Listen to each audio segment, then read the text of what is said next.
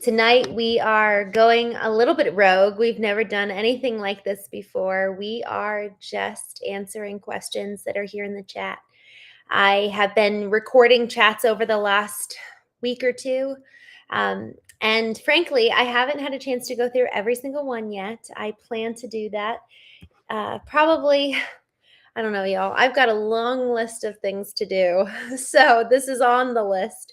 But I was going through one of the chats from last night, and some folks have been submitting questions via the form on the website. And so this is just our opportunity, our chance to come together and address some of those questions together. I want to set some expectations, and I guess you could say set some ground rules for tonight. One, I want to keep this to about 20 minutes. I have a 3 a.m. wake up tomorrow morning for a flight. So I definitely am aware of the timing. I will be reading through every single comment, but some of the comments sometimes are just completely not in alignment with the direction we're going for the show. And for that reason, I'll just skip over those. And so beyond that, there's so much freedom about what we're going to talk about tonight. I've got 4 different questions right out of the gate. They were posed yesterday. And actually, I am pulling up right now the forms that were submitted via the website, where folks have just been submitting some questions specifically for us to address on the Knowing Show. Some of them I think I might do a little bit more of a formal show around, because some of these questions are just so good. But for ones that are more quick that we can address now, we'll go ahead and do that. But to start us off, we are going to be diving into the first question that was posed yesterday night. This was by Drew Young. How do you address body acceptance issues? I am fit, muscular, but it is a topic. Not sure if you address this. So I wanted to start off with this topic tonight. We might circle back to it. Hopefully Drew will join later, but I wanted to make sure that we address this because I was actually thinking about this topic yesterday morning. And then when Drew put that in the chat yesterday, it just made me think, okay, I think that this is something that we need to talk about. So I want to bring this up because frankly, the body shaming piece of things is something that, it's talked about, but in a way that I haven't seen it talked about in a really healthy way.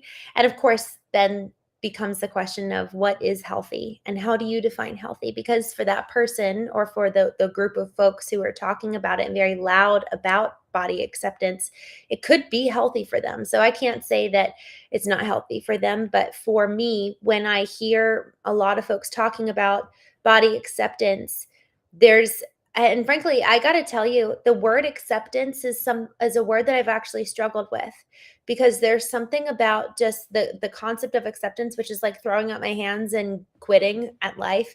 And I really don't like that. But then the other extreme of it is that we're constantly chasing perfection. And so I err more on that side of, man, I want to be excellent. I want every moment in my life to be intentionally spent. I don't want to waste a moment here on earth. And so I could probably use a little bit of this other side of things, where perhaps there is an element of throwing up the hands and accepting things. So I want to start off with that. But when it comes to what is a healthy definition of body acceptance and how we view our body, I'd actually love to hear in the chat. I'm just seeing some folks joining here. Savion, so good to see you. Thank you. That's funny. Thanks for joining. Marcoan, man, you got a long handle, but I'm glad you're here. Good to see you. I would love to hear from you guys.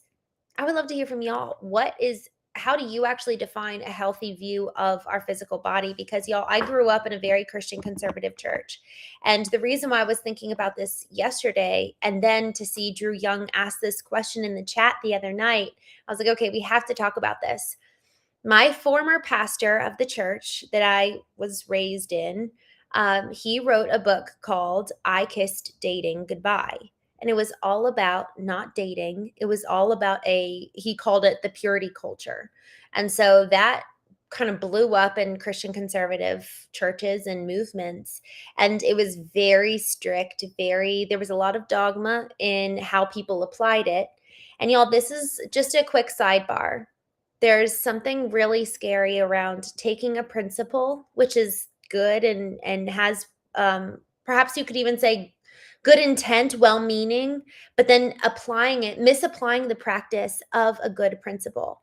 And when we misapply it in and through practice, something that has original good intent in terms of the principle itself, we tend to throw out the principle along with the malpractice. And so this is such an important opportunity to consider what was the integrity of the principle that this man was bringing about. Like, even y'all, this goes along with today's A Course in Miracles. What is it? I am in the mind of God. I am holy. Like, if we actually believe that we were made in the image of God and that we are precious beings and that we are priceless, then okay, then how should we engage sexually and physically? How should I eat? How should I dress? How should and there's something around this word should. How should I, that I actually really became attached to as a child. And I looked at everything through the lens of should.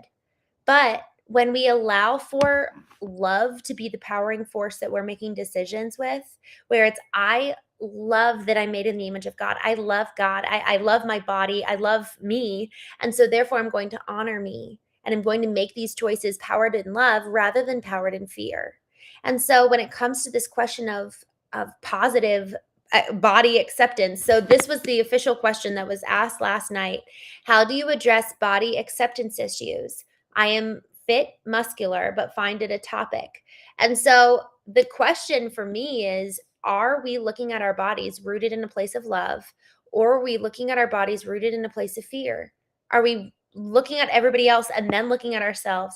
Are we comparing? Are we judging? Are we shaming? And so all of those aspects are really, truly rooted in fear. It's going to be nearly impossible for us to have a healthy relationship with our physical appearance and with our physical bodies if it's rooted in fear. If fundamentally the lens through which we're looking at the world is one of fear versus one of love. And I was even talking with someone about this the other day. They were like, oh, I'm so fat right now. And I looked at myself in the mirror tonight and I was like, oh, I'm such a mess. And I caught myself and I was like, man, I don't want to have that narrative. Even saying it out loud teaches my body something. It's subconsciously, I am teaching with every word that comes out of my mouth, what and how other people should treat me and how and what I believe about myself. Every word has power. Every thought has power. We're talking about that in A Course in Miracles every single morning. And so if I'm not putting a guard over my mouth and watching over every single thought, it's going to permeate my entire being. My 4-year-old niece at the time, she was brushing her long, blonde, beautiful hair. She looks in the mirror and she's like, I'm having such a bad hair day. And it was so cute and so funny and such a reminder that these little people, they're taught how to view themselves. Y'all, we were taught everything negative about ourselves, we were taught to think. And so this question of how can we be powered from a place of love rather than powered by a place of fear? I'm just looking here in the chat. Oh, Sender V, I'm so glad to see you. Some guy, I'm so glad you're here. Alex, all good. Oh, I'm so glad. Thank you for joining. I grew up in a more conservative church. Me too. Oh, Mount Zion School of Ministry, Granville, PA. I'm curious, some guy, do you know Global Awakening? Tell me if you do. Lovingly, I think that you're talking, Alex, there, lovingly looking at ourselves. Daniel says, it is impossible to really define body acceptance. It will always be different for different people. I really agree. And I think that the root of the question is, what is the lens? Is it fear or love? Because to your point, I think it's going to depend per person. And for someone like me who errs on the side of perfection, rest may be something that I maybe need to cultivate more, but then for people who are lazy, maybe they need to cultivate more excellence and discipline in their life. So it is like, what do you need individually? And also, what was your upbringing? There's something around that too, where based on how we were raised, based on the inherited belief system that we have, we need to look at, for us to answer this question, we have to go to the past. We have to analyze, how does the past show up today in the present? Christopher Adams, howdy, listening to you live from my home in Maine. Where in Maine do you live? I love Maine so much. There are so many little Hallmark towns. I was in Prince Edward Island last summer, and I drove down US 1, and I was just blown away. I felt like all these little Hallmark towns. It was so much fun. J Flux, good to see you. Thank you. I did look messy tonight. I had to redo my bun. Alex, because that's all she sees. It's true. It is true. If we're deciding that we're going to look at the world through a certain lens, that's what we're going to see. Jeff Herbert, thank you so much. I'm so glad that this is refreshing. Knowing what your body can and can't be. Y'all, it's so interesting. I circle back on this. So I find myself both on the show and just in general. What do I want? How do I want to show up? How do I want to even physically look? Y'all, I realized less than 12 months ago, I realized I had never asked myself that question. How do I actually want to look? I had been literally thinking about my physical body compared to, like, through the lens of what society tells me I should look like. And y'all, that's such a trap. And I'm not just talking about it from a female perspective. Y'all, the person who asked this question yesterday was a man. He says, I'm just going to repeat it for those of you who just joined. How do you address body acceptance issues? I'm fit and muscular, but find it to be a topic.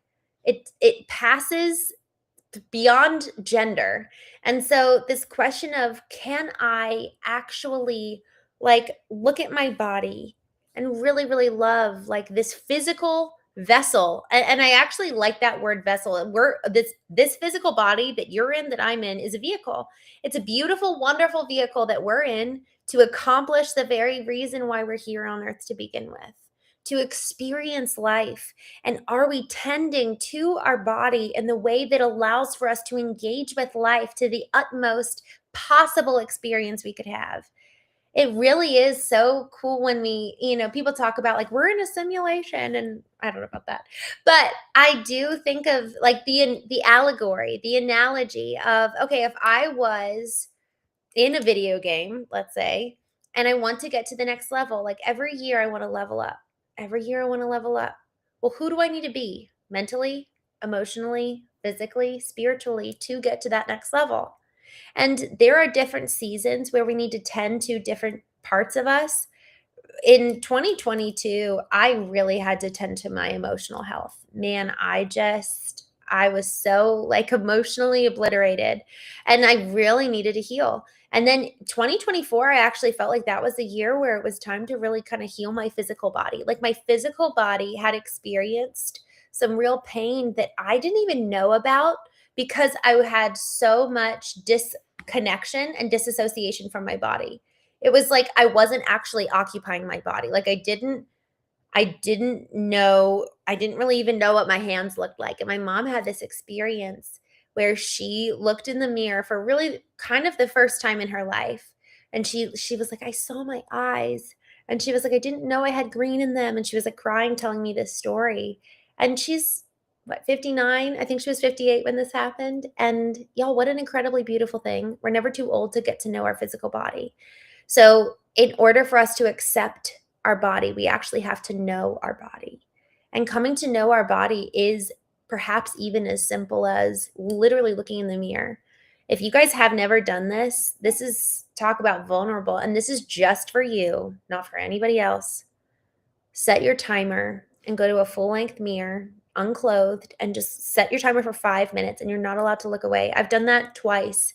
And it was incredibly vulnerable. And I sat there crying too, just like my mom did, because especially if you grew up in a really kind of shame environment, whether it was religious or not. If you were, I know a lot of folks who were sexually and physically handled and mistreated as children and young adults, and even in a marriage, like it doesn't have to just be this religious kind of mental or an emotional and abuse.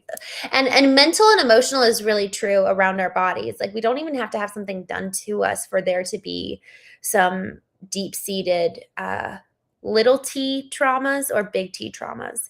Um, yes, Alex, what traumas are being hidden?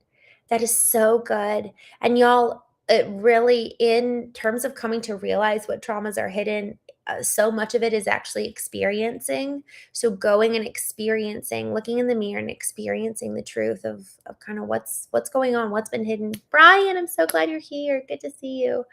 Christopher Adams, Socrates once said, "It'd be a shame for a man to grow old without seeing the beauty and strength of what he is capable of." Wow. That's a statement I try to live by. Same. Wow. Y'all, I'm going to read that one more time. Socrates once said, "It'd be a shame for a man to grow old without seeing the beauty and strength of what he is capable of." Mm. I just, I think that we've done ourselves a real disservice as a society by assigning different words, different concepts, different actions and experiences as masculine and feminine. I think it's actually done us probably more of a disservice than we realize. Emotions, feminine, logic, masculine, and just frankly, it's been really unhealthy because I, as a woman, actually hated emotion so that I could be more masculine and really like love data.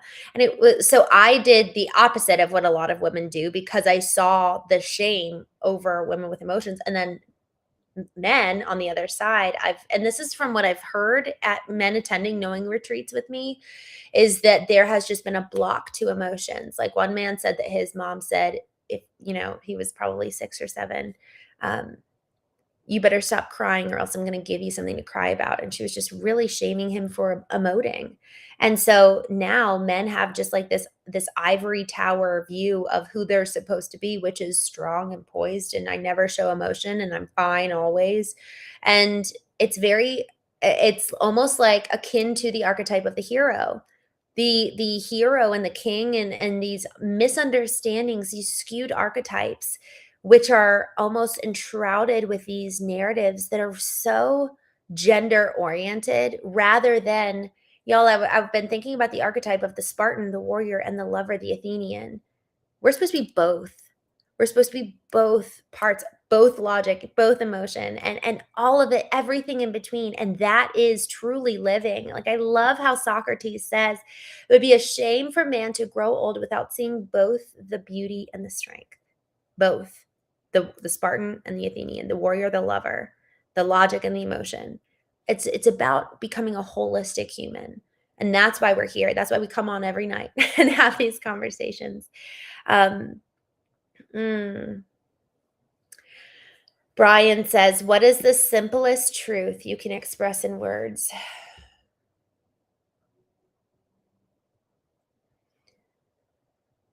Oh, man. What a question.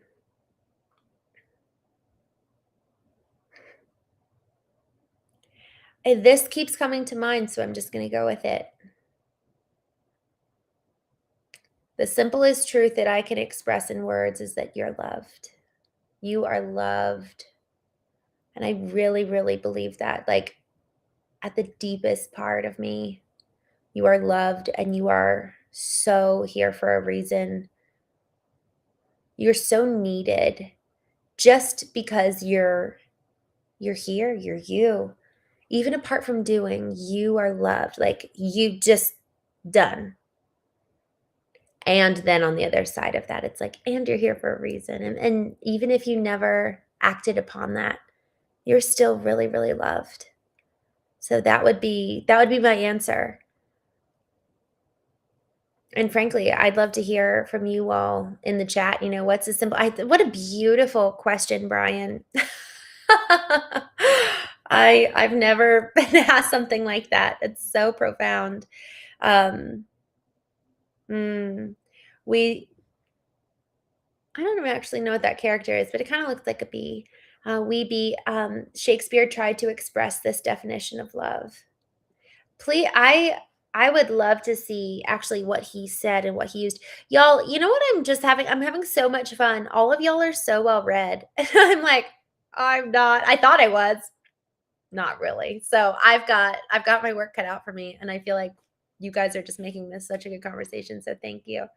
Happy P123. I am single. What am I doing?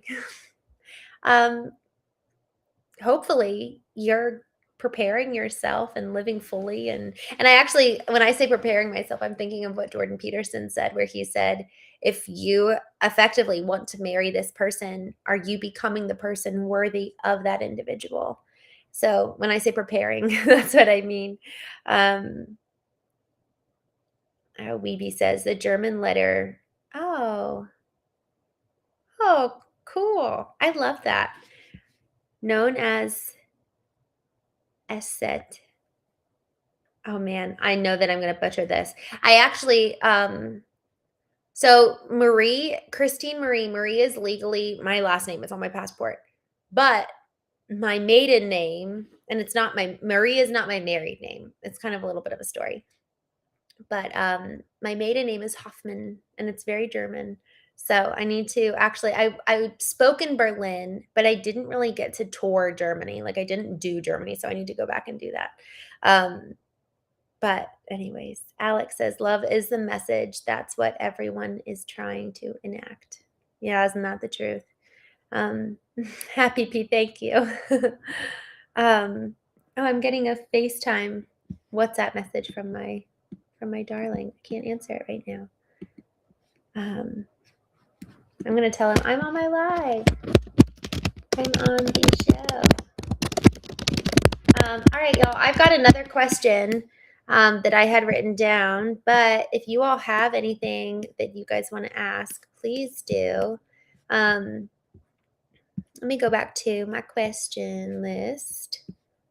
All right. Oh, Lendl Jr. Lendl Jr., are you here? I don't think I saw you. Oh, Brian says that's my grandfather's last name, Hoffman. Oh my gosh. That's so funny. We're probably related. My mom will randomly jump on here and her like every time I see her, everyone calls her Mama Hoffman. So the next time she comes on here, Brian, I'll tell her that Mom, it's our long lost cousin. All right, Lendl Jr. I don't think he's on right now, but I am going to answer the question he posed last night. Oh, he posed a hard one. He said, every day the country grows further and further apart due to politics. What do we do? And y'all, I did not like this question because I frankly, I probably need to stay more in touch with politics. That's been something I've been saying for a couple of years. It doesn't, so this is where I actually think it's so important that we know what we're called to. I actually really believe people are called to different industries, different verticals, different, like, thank God for teachers. Thank God for nurses. Thank God for doctors. Thank God for policemen. Thank God for bankers. You know what I mean? Like, we need these, thank God for trashmen. We need people to keep society functioning. And yes, we get the opportunity to vote people into power. And not just we're called to an occupation, but I also think that we're called to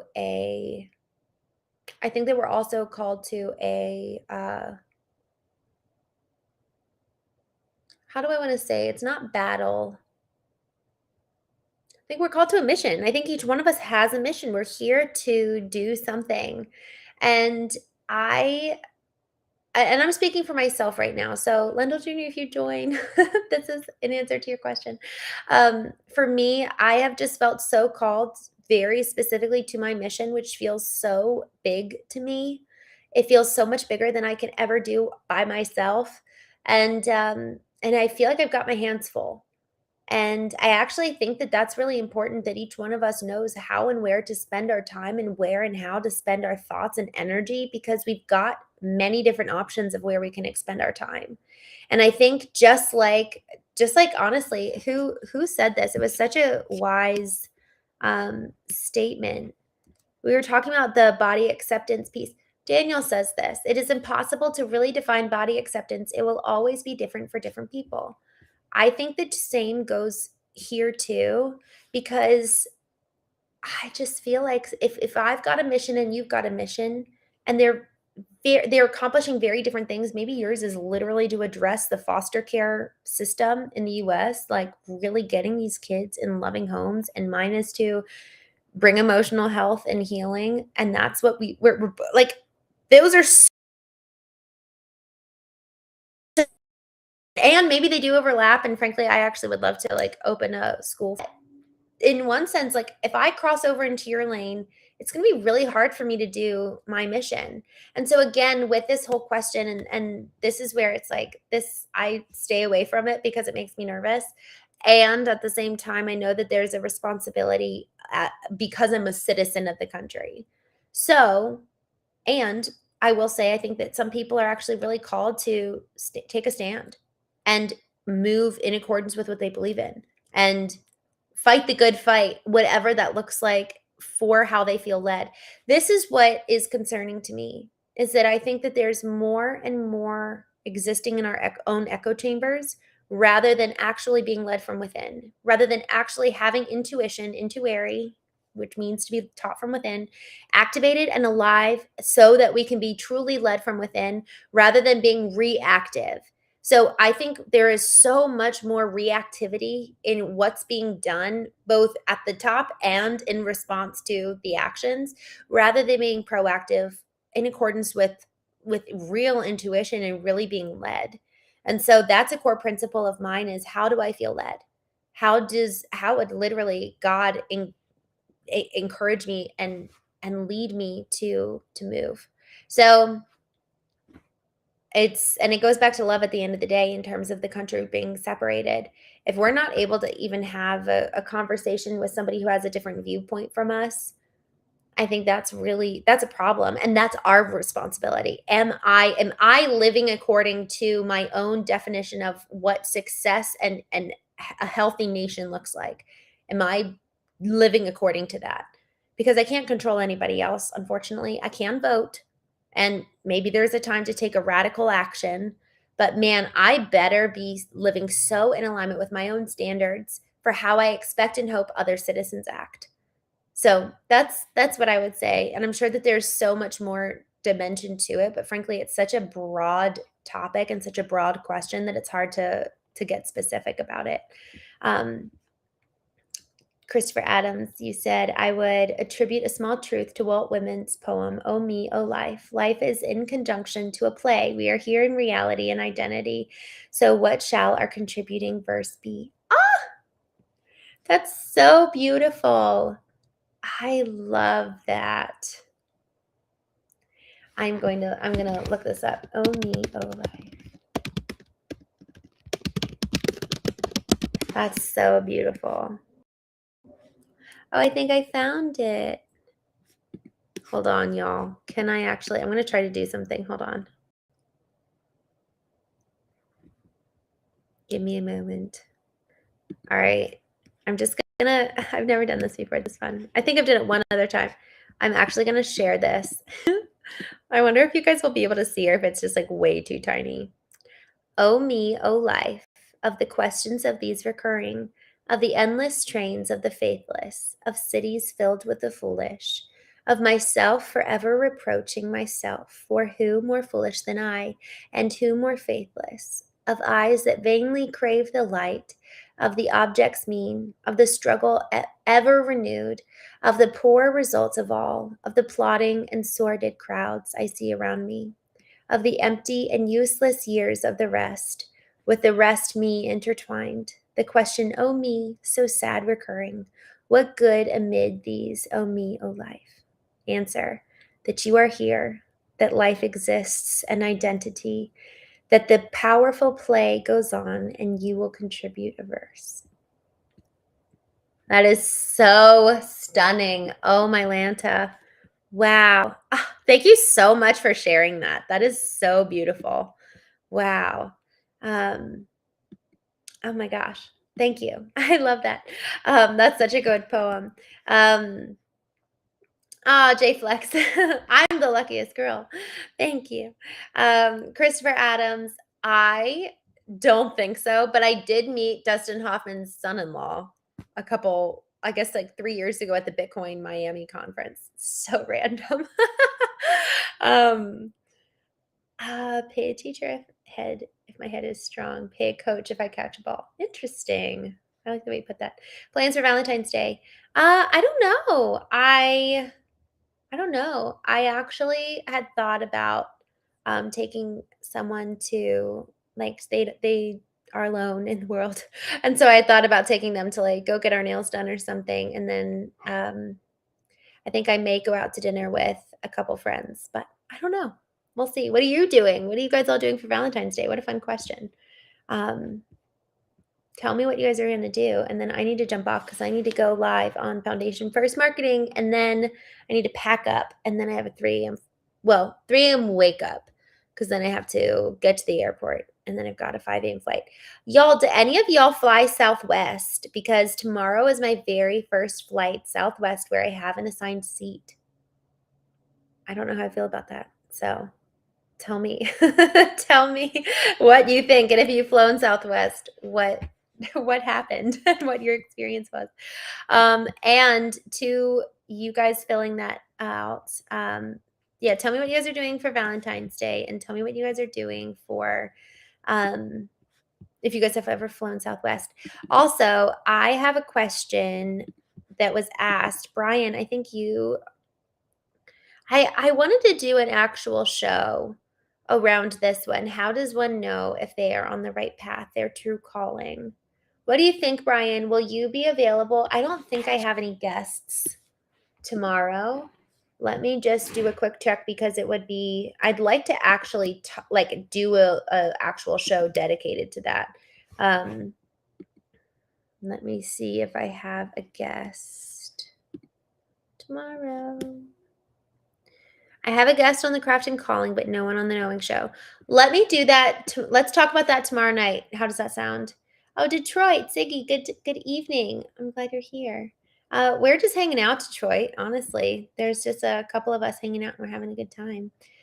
We've talked about a whole slew of things. Alignment. Alex.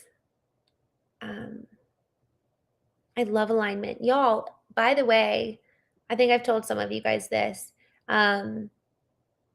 Verticalalignment.com. If you guys want 21 days, that was like my Christmas gift that I created last year for my birthday. I created 21 days of vertical alignments, which is like my morning ritual and practice of bringing my soul, spirit, and my body like into alignment. And there's a daily prompt with a question and just encouragement on how to kind of move through the rest of the day. So if you guys want to do that, it's totally free. It's on verticalalignment.com. Let me go ahead and I'll drop the link here. And frankly, I would love to, I know Tommy Schaefer was on last night and he said he's doing it. I would love to hear your feedback. Brian says tomorrow is good. Sweet. Let's go ahead and talk about that question. So tomorrow night, y'all, at 8:30 p.m. Eastern, we will be talking about this question. How does one know if they are on the right path? So we'll be talking about that. I've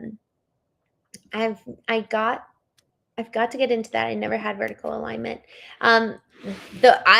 I got to tell you, Alex, this process of getting vertically aligned on a daily basis has really, really impacted me and really changed my life. It's like I know when I haven't done it that day, I just struggle more. You know, it's like it really is a morning practice that really grounds me and centers me and just aligns me. It's like, oh yeah, this is who I want to be. This is how I want to show up. This is who God says I am. This is what's true. Going to process what happened yesterday that I'm bringing into today. And then I can move forward in freedom so that I can move through today fine. J Flux says Southwest is fine. Stay safe. Thank you. Thank you all so much for coming tonight. Detroit, does Marie have anything to do with Italian? I wish I would be Italian if I could choose who I would be. I'm not Italian, but I just love Italy so much.